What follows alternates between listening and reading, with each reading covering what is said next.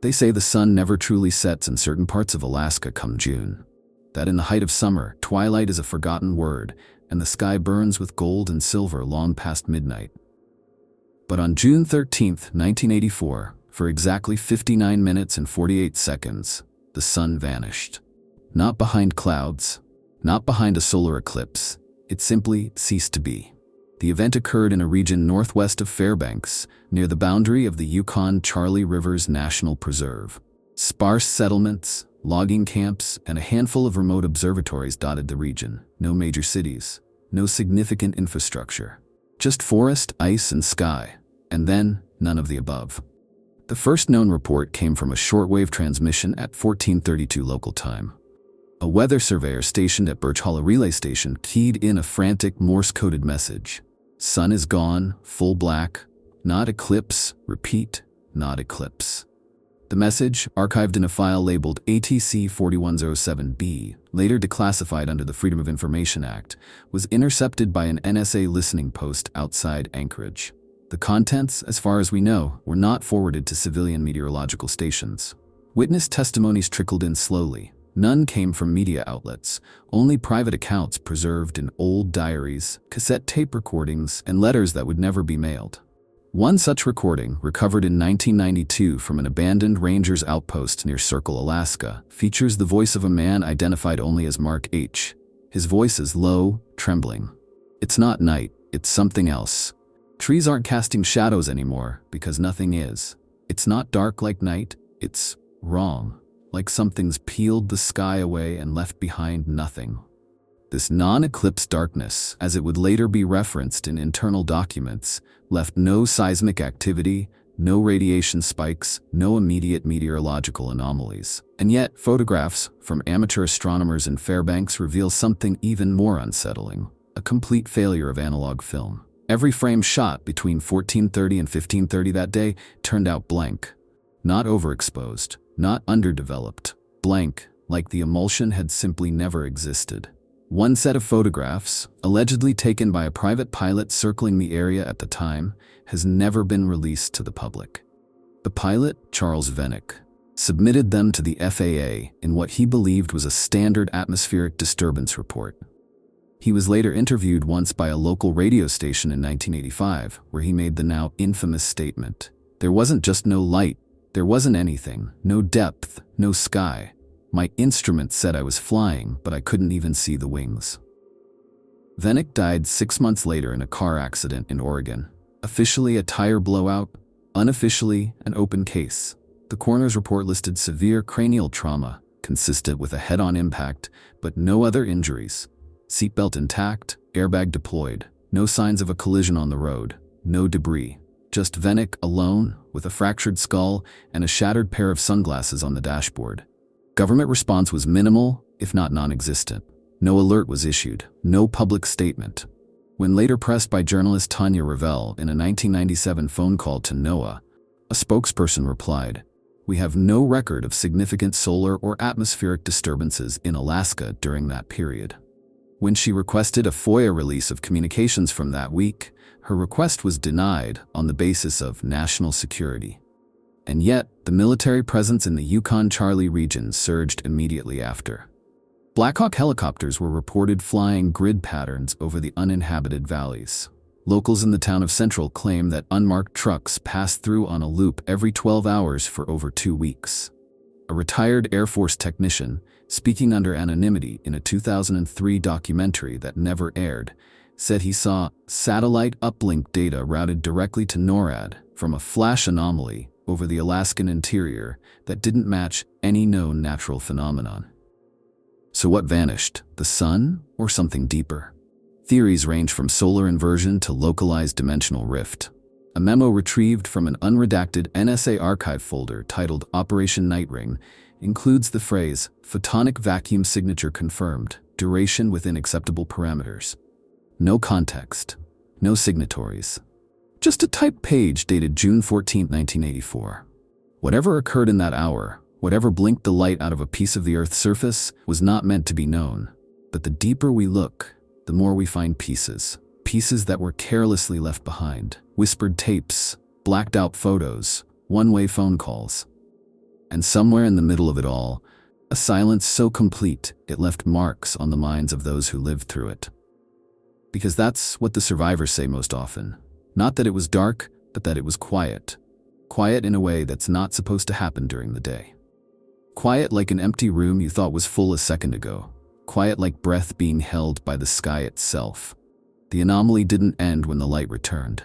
At precisely 15:32, sunlight resumed in the affected region.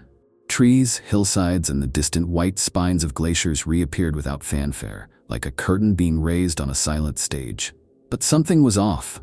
Locals described it as a slightly wrong sun. One woman, Irene Tallbear from Eagle Village, noted that shadows fell at the wrong angles. Her dog wouldn't leave the crawlspace for 3 days.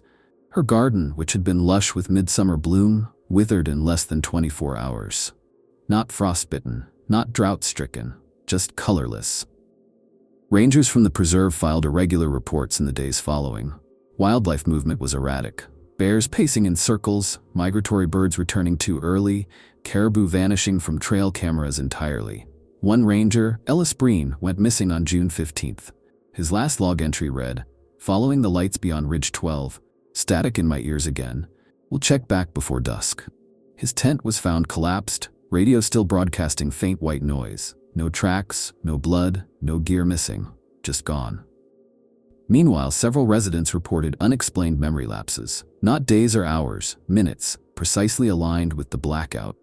One truck driver described looking up at a sudden shadow, then being 10 miles down the road with no memory of driving. His logbook remained empty. His dashboard clock had stopped at 14:32 and resumed ticking at 15:32. The time in between was simply absent, not skipped, not forgotten. Absent, as if it had never existed. Official narratives, when pressed, became increasingly implausible. A regional Alaska Dispatch column in July 1984 cited unusual cloud cover and magnetospheric activity, despite no aurora displays being reported that night. When amateur astronomers from Anchorage offered to share their telescope logs, they were never contacted. One of them, Stephen Kalari, claimed that he recorded a solid hour of absolutely no visible solar activity, only for his hard drive to be seized by contractors from an unnamed federal agency. Kalari moved to Oregon in 1986 and refused to speak about the incident again. In a handwritten letter to his brother, later leaked online, he wrote, "I think we saw something that wasn't for us, not just hidden, but never meant to be looked at. A thing that blinked and the universe blinked with it." As interest in the event grew among fringe researchers and independent journalists, a pattern began to emerge. Every recorded reference to the hour of darkness was either lost, deleted, or buried under conflicting metadata. A local Fairbanks news station aired a brief interview with a forestry worker who witnessed a black wall eating the light. The segment was removed from the archive by the end of the week. The station manager later admitted the tape no longer existed, and the original reel number now corresponded to an unrelated weather report from 1979. Then came the symbols, carved into the bark of trees, pressed into frost-covered windows. Not letters, not runes, but spirals, jagged rings, perfect ovals intersecting at odd angles. No tool marks, no heat damage, as if the material itself had warped to accommodate the signs. In one photo taken by hikers south of Circle Hot Springs, the carvings seemed to stretch when looked at directly. Optical illusion or something stranger. By mid-July, stories of hallucinations began circulating. One hunter claimed he saw figures watching from the spaces between branches. A surveyor reported hearing a voice reciting a string of numbers in reverse, and then discovering the same sequence etched into his truck's windshield the next morning. Most disturbing was the school teacher who found that all the clocks in her house had synchronized to 14:32 when she returned from a weekend trip, including digital ones she hadn't set. The military, meanwhile, maintained total silence. Inquiries were rerouted. FOIA requests were stonewalled. The only official mention was a vague reference in an environmental impact statement for a proposed Air Force listening station. Region demonstrates elevated photonic inconsistency. Equipment reinforcement advised. No explanation. No follow-up. And so the whispers began, that the blackout was not an accident, that it wasn't even natural, Some claimed it was a test, a weapon so advanced it didn't destroy but omitted, erasing reality itself in small surgical doses. Others believed it was a breach, that something had slipped in during the hour, something that now watched, waited, and perhaps whispered back. The land didn't forget, neither did the sky. And though the official records were scrubbed clean, the people who lived through it still remember that hour, or more precisely, they remember not remembering. And in Alaska, when the midnight sun shines, some say there's still one spot, one shadow, one patch of earth where light refuses to fall, as if the darkness is still there, patiently waiting for its turn to come again. The third wave of investigation came not from the government, but from a fringe collective known as the Nightline Array, a loose network of ham radio operators, ex-military technicians, and academic outcasts who had for years tracked what they called low-frequency disjunctions across the northern hemisphere. Their records showed a spike in atmospheric disruption precisely over the Yukon interior during the blackout window. But it wasn't electromagnetic, not exactly. The signal they registered didn't resemble solar flares or aurora bands. It was, as they put it, a subtractive pattern, like something was pulling information out of the air. One of the group's founders, Professor Emeritus Halden Burke, formerly of Stanford's Department of Atmospheric Sciences, had been collecting irregular telemetry since the late 1970s. In a letter from 1985 marked "Confidential, not for transmission," Burke wrote, "This wasn't a signal. This was the absence of all signal, a perfect null, not just radio silence, but theoretical silence. No noise floor, no carrier, just missing." He died of a sudden brain aneurysm in 1987. His notebooks vanished from his estate 3 days later. His wife, Clarice Burke, told a neighbor she had seen 3 men in gray parkas retrieve the journals, but they weren't with the police, they didn't knock. Years later, an internal memorandum from the Canadian Meteorological Centre, acquired through a partial data leak in 2004, referenced anomalous barometric data consistent with spatial event compression around the border regions of Alaska and the Yukon. The document was not meant for public release. Its last paragraph was partially redacted, but one sentence remained. Atmospheric feedback suggests a controlled aperture, not natural in origin. The idea of a controlled aperture was picked up by conspiracy theorists and alternative physicists alike. The term began to circulate in online forums by the early 2000s, usually in relation to black sites and Cold War experiments. Some believed the government had developed or stumbled upon a method of opening artificial voids in space-time. The blackout was a test, they said, a calibration, a measurement of how long the veil could hold open before the environment rejected it. And yet, amid all the technical speculation, it was the human stories that continued to haunt. In August 1984, a small group of high school students from Tok, Alaska, went on a camping trip near the preserve. They returned 2 days later, silent. Their parents said they refused to speak of what they saw. One boy, James Oland, began compulsively drawing concentric circles, always 13 rings, always shaded the same way, black to gray to white and back again. His teachers thought it was stress. His parents thought it was trauma. He disappeared in October. His drawings, hundreds of them, were found in a neat pile beneath his bed, each one dated, each one marked with the same time, 1432.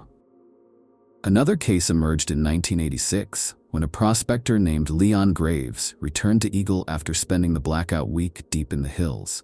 He had not heard about the event and laughed it off when first told. But a year later, while cleaning old equipment, he found a portable Geiger counter that had been running on low battery for days. The needle was stuck, not at zero, not at danger, just hovering, refusing to move. He sent the device to a friend at the University of Alaska. The unit was returned, disassembled without explanation. Graves went silent after that. Some said he sold everything and moved south. Others claimed he was seen on a U.S. Geological Survey chopper 2 months later, dressed in civilian clothes but accompanied by armed escorts. His cabin was later burned in what officials called an accidental fire due to stored fuel. No forensic report was made available. Then came the animals. Dead birds found with no signs of trauma, eyes turned completely black. Fish that refused to enter certain river bends, even when food was abundant. Dogs that howled only at one exact spot on the tree line, never approaching. It was as if something had left a print on the land, not visible, not measurable, but felt. Felt in the way the trees leaned, felt in the sudden silence of crickets, felt in the narrow, crawling sensation that came over those who walked the affected paths alone. A 1988 research expedition funded by a private foundation to map magnetic anomalies in the region was abruptly canceled after 3 days. The lead researcher, Dr. Marcia Keller, refused to speak to the press. Her assistant, however, left behind a single journal entry. "The instruments aren't broken. The compass is fine. The map is fine. It's the place that's wrong." No report, no photos, no samples. What remains is the pattern. Brief, silent, and deliberate disappearances. The stripping of data, the slow erasure of memory. It wasn't just a blackout. It was a void, and what passed through it did not leave empty-handed. Something came, or something watched, and maybe it's still there, waiting for the next gap.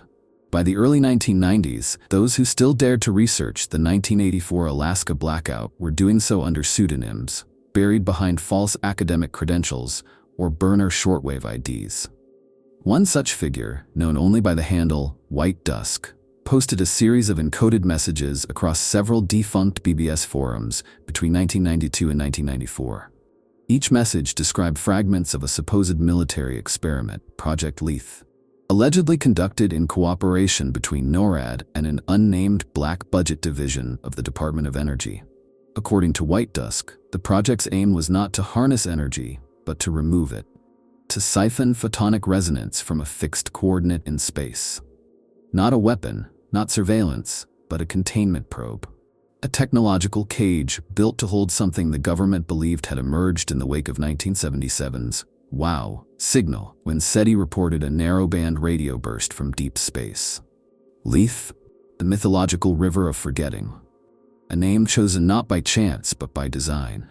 White Dusk's files were never verified, but one transmission included raw telemetry logs that closely matched unexplained data spikes recorded at the Poker Flat Research Range on June 13, 1984. When this correlation was shared on an early Usenet group, the post was deleted within hours. The user who posted it, registered under the name Julian G., was never heard from again online. As whispers of Project Leith spread through underground circles, another figure emerged. Eliana Travers, a former NASA subcontractor who had worked on deep-orbit tracking systems. In a series of anonymously published letters, she claimed that an experimental satellite known only as Orpheus 9 had captured something impossible during the blackout. A black object not casting shadows, not reflecting light, but actively consuming telemetry itself. Orpheus couldn't look at it, she wrote. It couldn't measure it, couldn't fix its position. Every time we tried to calculate its drift, the data self-canceled. It was like dividing by zero. Eliana died in 1995, officially of an overdose. A friend disputed this in a taped interview, claiming she had been sober for years and had recently mailed a box of documents to an anonymous P.O. box in Nevada. The box was never received. Meanwhile, back in Alaska, something darker had begun to unfold. A quiet pattern of psychological collapse in those who had been closest to the event. A social worker named Jerry Manzano compiled over 70 unconnected cases of insomnia, paranoia, and auditory hallucinations across 4 towns in interior Alaska, all reported between 1985 and 1989. The patients had no shared trauma, no common backgrounds. Some were children, others were hunters, teachers, widows. The only link was a faint recurring phrase mentioned during moments of mental break, the hollow minute. In one interview, a man identified as LB said he saw a second sun, not in the sky, but under his skin. He claimed that during the blackout he felt something growing just behind the ribs, and in the weeks after, he swore his own reflection would blink at him. Backwards. Sideways. Manzano's full report was submitted to the Alaska Department of Health. There is no record of it being received. Around this time, construction began on a series of remote military facilities across the Yukon periphery. Officially, these were listening posts and emergency weather relays. But declassified budget logs show an unusual expense line, listed only as passive containment infrastructure, with values exceeding those of radar systems by an order of magnitude. Satellite images from 1992 show unusual grid patterns in the snow, perfectly symmetrical, spanning over 200 meters. No structure was ever photographed again in those coordinates. And still, no official acknowledgement. The blackout remained a non-event in public records. No presidential addresses, no congressional reviews, just a conspicuous absence in the historical timeline, like a paragraph ripped from a classified manual. But those who remembered it felt that silence more deeply with each passing year. Because by then, the sun had begun to behave strangely again. In 1993, a pilot flying a medical supply run from Fort Yukon to Arctic Village reported a sudden visual loss at 14:33, same minute. His GPS froze, then corrected itself 8 minutes later. There was no loss of control, no atmospheric turbulence, just a creeping, pervasive shadow inside the cockpit. He described it as like being inside a photograph of light, but someone erased the color. The event was dismissed as temporary snowblindness, but in 1994, a seismic monitor deep in the White Mountains recorded a tremor pattern not associated with tectonic movement, a symmetrical oscillation, 21 pulses, spaced 3 seconds apart. No quake, no boom, just vibration. Later analysis determined the origin was not beneath the ground, but above it, mid-atmosphere. Researchers dismissed it, classified it as machine error, moved on. But survivors knew better. They felt it in their teeth, in their fingertips, in the sudden stillness of birds, in the itch behind their eyes. They said the blackout had never truly ended, that the hour we lost in 1984 didn't return, it simply hid. And it's still hiding, in the corners of photographs, in missing timestamps, in flickers of static just before your radio station stabilizes, in moments you can't remember, but feel. In early 1995, a man named Curtis Bell checked into the Cold River Psychiatric Institute in Anchorage. A retired electrical engineer from Fairbanks, Bell had no history of mental illness, no prior incidents, no family history suggesting vulnerability. But over the course of a single week, something in him unraveled. According to intake notes later leaked by a nurse who fled the state 2 years later, Bell arrived with a large binder filled with hundreds of hand-drawn diagrams, all labeled with timestamps, 432 to 1532. Bell spoke little during his stay. When he did, his words were fragmented, half buried under technical jargon and obsessive muttering about light patterns, clock inversions, and photonic scars. One phrase stood out. He repeated it 27 times over 2 days. They stitched the sky shut, but it bleeds through. Security footage from Bell's final night showed him standing perfectly still for 6 hours, facing a blank wall. His eyes never blinked. The footage after 2:13 a.m. went missing. Not corrupted, not deleted. Just listed as data not found. The next morning, Bell was gone. The facility claimed he escaped. His belongings, including the binder, were never recovered. A maintenance worker later found a symbol carved into the metal frame of his bed. 13 rings, again, perfectly spaced. This was not the first case of symbol recurrence. By 1996, Alaskan forestry teams began unofficially cataloging tree markings resembling concentric distortion patterns. The growth rings of certain pines near the Yukon Basin appeared to ripple outward unnaturally, as if the trees had in one season registered a compression in time itself. A joint study by UAF and an anonymous donor-backed geobotanical lab collected core samples. The report was never published. The lead botanist, Dr. Anders Lee, moved to Oslo within the year and refused all interviews. Meanwhile, the Nightline Array reactivated their long-dormant channels. Now communicating via heavily encrypted relay chains, they began focusing on what they called shadow harmonics, low-frequency pulses not audible to the human ear, but capable of disrupting analog clocks and older cathode ray screens. In their words, the signal is not a tone but a presence, absence encoded as pressure. They logged over 200 distinct occurrences between 1994 and 1997, all clustered around a single point on the map. 65.9886 degrees N, 142.7893 degrees W. That location corresponds to a now defunct weather outpost built in 1961 and decommissioned in 1983. The structure has since been removed from satellite records. Google Earth lists it as no imagery available, but leaked Department of the Interior maintenance documents from 1982 reveal an unofficial name for the site, Station Null. What happened at Station Null, or what was placed beneath it, remains unknown. But eyewitnesses in the nearby settlement of North Fork reported hearing a humming that came from the snow. No wind, no aircraft, just an ambient throb, like a heartbeat pressed against the planet's skin. Children in the town began complaining of dreams that took place inside the sky, dreams in which their parents did not recognize them. In one instance, a 7-year-old drew a picture of a hole above the mountains, and inside the hole, a staircase made of frozen light. When asked where it led, she answered, "Down," but also before. Church attendance in these towns spiked. So did self-harm cases. A traveling preacher reportedly screamed mid-sermon that the hour returned last night, but it didn't end. He was arrested the same evening for attempting to burn down his church, insisting the cross was pulling shadows through. In a confidential interview with an NPR affiliate in 1998, an ex-CIA analyst who requested full anonymity spoke of a shelved project codenamed Chronofade. According to him, Chronofade was intended to study time perception anomalies in Arctic environments. But during one test, dated suspiciously close to June 13, 1984, a field team in the Yukon registered a 5-minute subjective time lapse while their chronometers continued uninterrupted. They thought they blinked. The clocks said they'd been standing still for 300 seconds. No environmental disruption, just subtraction. He concluded the interview with a chilling line. They stopped testing after that, because whatever was removed, they didn't get it back. By the turn of the millennium, references to the blackout had become almost entirely scrubbed from digital archives. Academic search engines returned 0 results. Meteorological repositories listed corrupted pages. And worst of all, the few people who dared investigate, podcasters, bloggers, independent journalists, began to vanish from the internet entirely.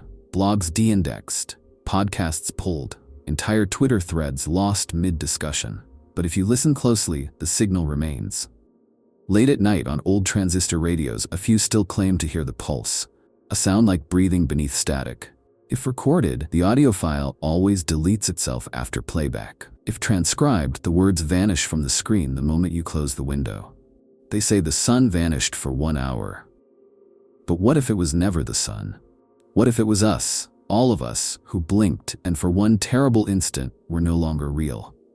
And now, we're not alone. By 1999, the silence surrounding the blackout had curdled into something thicker than conspiracy. It had become ritual. Researchers didn't just avoid the topic, they rewrote their own records, deleted personal notes, even distanced themselves from anyone who had dared speak its name aloud. Something intangible pressed in from the edges, and people obeyed without understanding why. It was during this time that the so-called Morris tape surfaced, a grainy, corrupted cassette allegedly mailed to a paranormal archive in Whitehorse by an anonymous source. The envelope contained no return address, no note, only the words "For Archive," air gap only stamped on the label. The tape was badly degraded, but portions were salvaged. What remains is a recording of what appears to be a radio conversation, partial, broken, drenched in static. A man's voice is heard. "Echo station, this is Birch Hollow Relay. We have anomaly confirmed. Sky is gone. Repeat, gone. Light is not refracting. Sensors read null, no atmosphere." The rest is indecipherable. The voice is overtaken by a low-frequency hum that continues for over 7 minutes, gradually rising to a pitch that reportedly damaged playback equipment. Audio technicians later confirmed that the signal falls outside the range of standard human auditory processing. "It's not a sound meant for ears," one said. "It's a message meant for something else." The tape was shelved, then disappeared during an unexplained archive fire in 2003. No copies exist. But one man who handled it, archivist Michael Reams, described hearing whispers in the hum, not words exactly, but intent, like an animal thinking too loudly in the room with you. Reams vanished in 2005. His last online post read, "I think I finally heard it wake up." That same year, an anonymous source began dumping fragments of a classified project under the codename Ashlight onto the darknet. Files were encrypted, but those decrypted contained schematic references to something called a veil stabilization lattice, mapped across a grid of 11 rupture vectors across Alaska and northern Canada. Each location corresponded with historic reports of light distortion, clock failure, or spontaneous electromagnetic null zones. Ashlight's core hypothesis was chilling, that the Earth, or at least certain regions of it, was not as continuous as we assumed. That reality itself was layered, fragile, and that the 1984 blackout had been a moment where those seams frayed. One line from the files is quoted often, though its full meaning remains unclear. The veil fails locally before it fails globally. Patching does not equal repair. Containment is delay. It is unclear who authored these files. Metadata was stripped. The language switches rapidly between technical jargon and almost poetic dread. They knock on the door between moments, but it only opens when we forget what time is. Sometime in 2006, a minor geological expedition to chart permafrost melt near the Yukon Preserve accidentally uncovered a steel plate embedded beneath the ice. It had no markings, no corrosion, no explanation. What was strange wasn't its presence, it was its effect. GPS units malfunctioned within 100 meters. Time-lapse cameras caught frames of total blackness, spliced randomly through midday footage. The ice above it melted at an inconstant freezing and unfreezing in cycles that defied weather patterns. When the team returned 3 days later with additional equipment, the plate was gone. There was no impression in the earth, no excavation trace, just a patch of forest that seemed older, as if it had been left alone for 1,000 years. One team member quit science altogether. Another was found 2 years later, living in a commune in Arizona, convinced that time was a loop being slowly shaved thinner and thinner. When asked what he meant, he said, "Soon there won't be enough of it left to stand on." Then in 2008, the shadow returned. For precisely 41 seconds during a cloudless June afternoon, 2 hikers in the White Mountains reported complete sensory deprivation. Not just darkness, absence, no sound, no color, no air. Their watches stopped. A drone they were flying dropped from the sky and shattered. When they came to, they described the same sensation, that they had been observed, not visually, but measured. No seismic activity was recorded. No atmospheric anomalies. But a nearby geological survey drone logged an unidentifiable spike in magnetogravitational pressure, described as off-the-chart compression in a vacuumless environment. The sun returned, but it always returns. And yet, more and more, people are starting to feel that it comes back a little wrong. Light doesn't fall the same way in certain places anymore. Not in photos, not in memory. Shadows curve slightly too far. Sunsets flicker once before fading. And in dreams, some claim to see stairs made of mirrors, leading up into the part of the sky that no longer reflects. One physicist, anonymously quoted in an online journal that vanished 6 months later, said it plainly, "We patched the hole in 1984. But we didn't close it. We just turned our eyes away from it. And whatever is on the other side is learning how to look back." By 2010, the incident had been all but erased from official history. Textbooks made no mention of the 1984 anomaly. NOAA's meteorological records listed stable daylight conditions across Alaska that week, and every federal database that once held magnetic or atmospheric data for the interior region now returned the same message: file not found. But beneath the surface, something stirred. Not in government halls or academic journals, but in the margins, in the private obsessions of people who couldn't forget what they'd never seen. People like Harold Litchfield. Litchfield had been a civil contractor working with the U.S. Army Corps of Engineers in the early 80s. After decades of silence, he reappeared in 2011 through a self-published manuscript titled The Lost Radiance: Notes from a Sunless Hour. The book was pulled from circulation within 3 weeks. The publisher claimed it had been a hoax, the work of an unstable mind. But archived versions remained online for a time, and what they revealed was unsettling. Litchfield described being stationed near a classified ground stabilization project east of Fort Yukon in mid-1984. His job was to oversee the construction of underground reinforcement pylons, designed to bear directional loads from above. Above what? No one ever said. One night, while working overtime, he watched as the sky turned black without transition.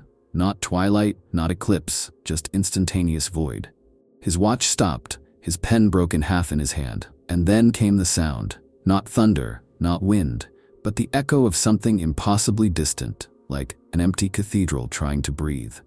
His coworkers never spoke of the event. When he asked, they blinked slowly and changed the subject. One man, red-eyed and pale, whispered, "We were moved, but not far enough."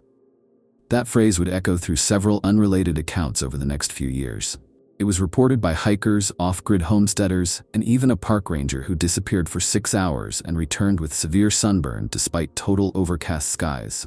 All of them would later scribble in some form or another, "We were moved, not far enough."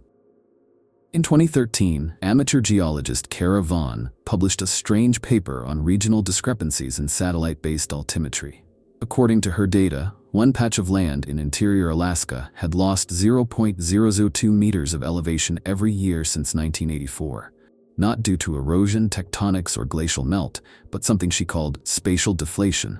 When asked for clarification, she said, "The land isn't sinking, it's thinning." Within months, she lost her university grant. Her department chair retired. Her lab was decommissioned. But others took up the mantle. A private forum of physicists and fringe cosmologists formed under the name Sunless Watch. They collated dozens of seemingly unrelated anomalies. Trees whose rings duplicated 1984's growth pattern in 1998, photographs that appeared to include shadows of objects not present in the frame, timestamp glitches in archival footage. One especially chilling example showed a 1995 home video of a child's birthday party. For exactly 60 seconds, from 1432 to 1433, the image flickered to pure black, audio replaced by static. The parents claimed they didn't notice anything until they watched the tape. The child, years later, described a memory of being somewhere else during the party, somewhere cold, somewhere with no up. Sunless Watch disbanded in 2016. Their site vanished. Their mailing list broke apart. One member, posting anonymously before deletion, claimed that they're not deleting our files, they're editing us, retroactively. At the level of memory, what could erase a memory not just from your mind but from the timeline itself? That question surfaced again in 2017, when a set of encrypted files titled Orpheus Return appeared briefly on a peer-to-peer research exchange. The documents referenced a probe, the same Orpheus 9 previously mentioned, now reactivated in geosynchronous orbit over Alaska. Its data logs showed consistent blind spots during the month of June, every 13th, every 1432. A black hole in observation. One log read, "Attempted visual recon. Instrumentation failed. Memory buffer overwritten. Artificial occlusion probable." Another simply said, "There is something in the noon sky that doesn't belong to light." And then came the Anchorage blackout of 2019.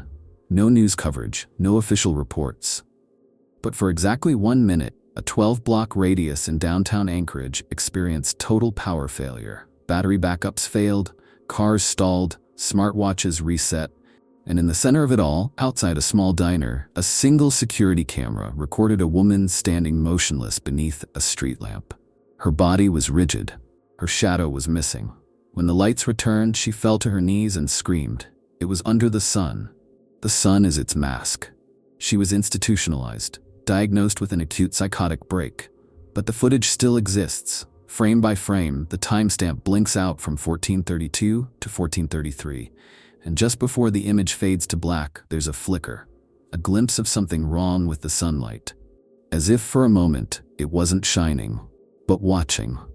In 2020, a climate anomaly briefly made headlines in Alaska. A perfect circle of unmelted frost discovered at the height of summer, 37 feet wide, in the middle of a sun-exposed glacial basin with no shade or snow cover.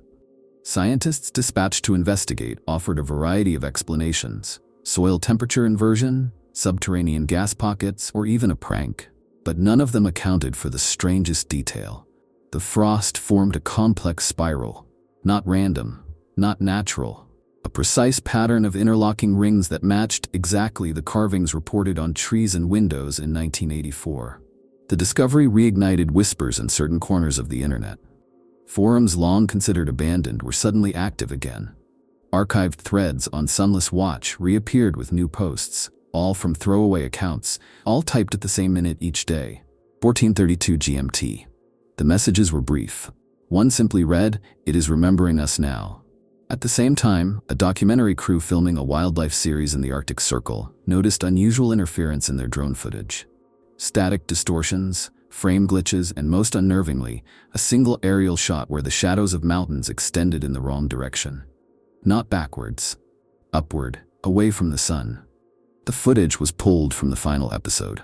The production team was told by the network to discard the tapes. One editor kept a backup out of curiosity, and within days suffered a total memory collapse, a rare condition known as transient global amnesia. He could no longer recall the project or why he saved the clip. Still, the evidence continued to surface in fragments. A nurse in Tok, Alaska began reporting night shifts during which digital clocks froze for exactly 1 minute. Not stopped, frozen. The digits remained visible but unresponsive, and every second ticked by with a slight echo. She described the sensation as being inside a hallway where time can't walk straight. Security footage from her wing shows patients sitting motionless, unaware. The timestamp blinks at 14:32 and resumes at 14:33:1. She was fired for disclosing this to the press. But before she left, she recorded one last voice memo. They aren't hiding it anymore. They're normalizing it, 1 minute at a time. In 2021, a research paper briefly published by the University of Copenhagen proposed a model of non-linear temporal seaming, suggesting that under specific geomagnetic and photonic conditions, physical locations might experience brief separations from local time continuity. The paper included a case study, redacted in later versions, that mentioned a photonic null field in central Alaska and cited both military documents and civilian neurological anomalies. It was pulled within 24 hours. The lead author, Dr. Anki Wilhelmsdottir, vanished. Her institutional biography was wiped. Her LinkedIn showed her last login as precisely 14:32. Later that year, seismic recorders in the White Mountains logged a rhythmic vibration, 21 pulses over exactly 59.8 seconds. The waveform was identical to the unexplained pulses recorded in 1994 and 2008. This time, however, a geologist named R. Banashek tracked the pattern to its epicenter, the exact coordinates of the old station null site. He sent one final message to a colleague: "It's not just still active, it's responding."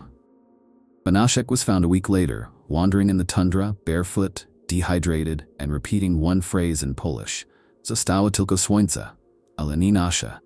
Only the sun remained, but it wasn't ours. His boots were never found. His recording device was melted from the inside, with no signs of external heat. And now, satellite data is beginning to align in unsettling ways. Every year on June 13th, between 14:32 and 14:33 GMT, a pixel of global satellite imagery fails to render properly, always over Alaska.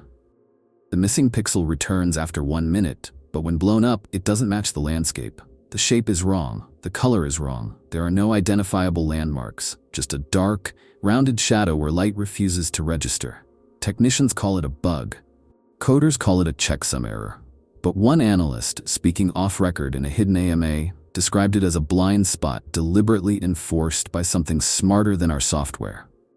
Now, people across the world report minute lag episodes, flashes of displacement, like waking from a dream into a room that feels almost right. Wrong keys, moved furniture, a sudden absence of birdsong, always at the same time, always when the sky feels a little heavier than it should. Some theorize the blackout was never an event, but a correction, a restoration of a loop that had broken briefly. Others believe it was a doorway, and every year for 1 minute it opens again. What enters or exits during that time remains unknown, but something remembers, something counts the seconds. And we blink, we forget, and the sun keeps smiling, just slightly too wide. By 2022, those paying attention began to notice an entirely new phenomenon. The light itself had changed. Across Alaska and parts of northern Canada, amateur photographers started documenting a strange optical aberration. In pictures taken during peak daylight hours, specifically between 14:32 and 14:33 local time, some images displayed faint vertical lines, not lens flare, not sensor error. Scientists dismissed it as compression artifacts. But the patterns were too consistent. They aligned across devices, locations, even formats. Whether shot on DSLR, analog film, or satellite capture, the anomaly appeared in the same position, as if something or somewhere was pressing through the lens of light itself. And then came the sky echo. First reported by mountaineers in Denali National Park, it was described as a low, sub-audible pulse that didn't register on recorders but was felt in the teeth, in the fingertips, in the chest. Hikers called it the second heartbeat of the sky.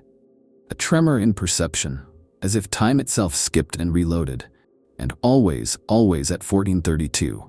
The park rangers wrote it off as wind patterns, but it wasn't wind because birds stopped flying when it began. Insects fell silent. Campfires flickered against the rhythm, and one hiker claimed the stars appeared for a single blink in the middle of the day. At the University of Fairbanks, a grad student in atmospheric sciences named Molly Kyer noticed something buried deep in solar irradiance data. A repeating dip across every June 13th since 1984.